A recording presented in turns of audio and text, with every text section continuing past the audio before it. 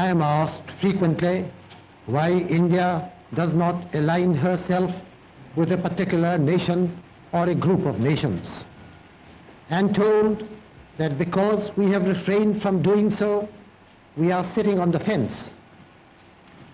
The question and the comment are easily understandable because in times of crisis it is not unnatural for those who are involved in it deeply to regard calm objectivity in others as irrational, short-sighted, negative, unreal, or even unmanly.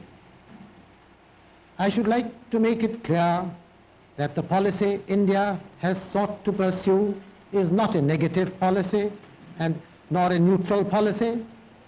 It is a positive and a vital policy which flows from our struggle for freedom and from the teaching of Mahatma Gandhi.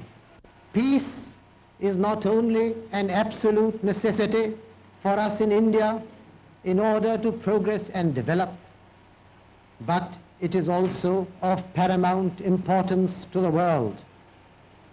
How can that peace be preserved? Not by surrendering to aggression, not by compromising with evil or injustice, but also not by talking and preparing for war.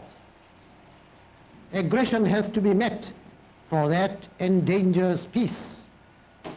At the same time, the lesson of the last two wars has to be remembered, and it seems to me astonishing that in spite of that lesson, we go the same way. The colossal expenditure of energy and resources on armaments, that is an outstanding feature of many national budgets today, does not solve the problem of world peace. Perhaps even a fraction of that outlay in other ways and for other purposes will provide a more enduring basis for peace and happiness.